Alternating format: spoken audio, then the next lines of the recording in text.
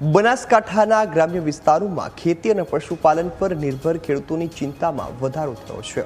જિલ્લામાં એક તરફ ભૂગર્ભ જળ સતત ઊંડા જઈ રહ્યા છે અને બીજી તરફ ચોમાસું પણ ખેંચાયું છે, તો હવામાન વિભાગની આગાહી છતાં મેઘરાજાએ હાથ તાળી આપતા જગતનો તાત મુશ્કેલીમાં મુકાયો છે।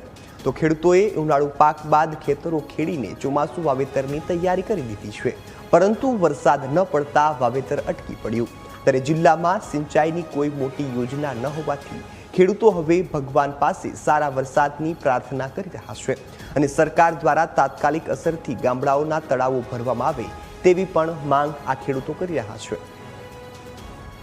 વરસાદ ખેંચાયો છે એટલે પશુપાલક અને ખેડૂતોની સ્થિતિ તો ઘણી કપરી છે। 1000 ફૂટે હાલ પાણી છે, અમુક બોરોના તો તળ છે જ નહીં અને પીવાના પાણીની પણ ખૂબ તકલીફ પડી રહી છે। એટલે પશુપાલકોને તો હાલ ઘાસચારાની મોટામાં મોટી તકલીફ પડી છે। ખેતી કરવી તો હાલ શક્ય જ નથી વરસાદ ના થાય ત્યાં સુધી, પરંતુ હાલ ઘાસચારામાં મોટી તકલીફ છે। એટલે સરકાર જો આ તળાવો ભરી નાખે કોઈ ઉપાય તો પશુપાલન બચાવી શકાય એમ છે, બાકી બીજું તો ખેતીની અંદર તો સરકાર પણ કશું કરી શકે એમ નથી। પણ પશુપાલન બચાવવા માટે સરકારે તળાવો ઝડપથી ભરે તો એક પીવાના પાણીનો પ્રશ્ન થોડો અટકી શકે એમ છે। વરસાદ ખેંચાવાથી પરિસ્થિતિ ખેડૂતોની નબળી છે બહુ, અને વરસાદના ચિહ્નો બહુ ખરાબ છે। એટલે વરસાદ થાય અચોક્કસ થાય તો ખેતી તો પછી વાવેતરનો સમય પૂરો થઈ જાય, વાવેતરનો સમય પૂરો થાય એટલે વાવેતર તો અમુક ભાગ તો થાય જ ના, અને પાણીની સમસ્યા ખૂબ છે એટલે પશુને પાણી પીવાની તકલીફ છે। તળાવો બળાવો ખાલી પડ્યા છે, એટલે જો તળાવોમાં થોડા ઘણી સગવડ જો થતી હોય તો સરકાર નોખે તો સારું પાણી।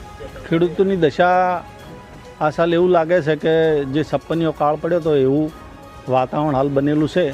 સરકારે ઊંડે ઊંડે એવું માને છે કે દુષ્કાળ પડશે, પણ જાહેરમાં બોલતી નથી। એટલે સરકારને એવું કહેવાનું કે પહેલાંના સમયમાં જ્યારે કાળ પડતા ત્યારે રાજાઓ નગરમાં નીકળતા બહાર ચર્ચા હોભળવા બદલે મારી પ્રજાને શું તકલીફ છે એ જોવા માટે।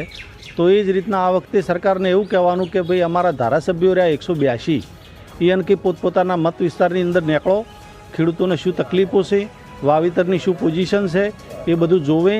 જે ડેમોની અંદરથી તળાવો ભરવાની પ્રોસેસો ચાલુ કરી છે એ રે તળાવો સત્વરે ભરાય, ખેડૂતને તકલીફ ના પડે, ઘાસચારાની તકલીફ ના પડે, પશુધન મરી ના જાય, એની ચિંતા સરકારે કરવાની હવે ખાસ જરૂર છે।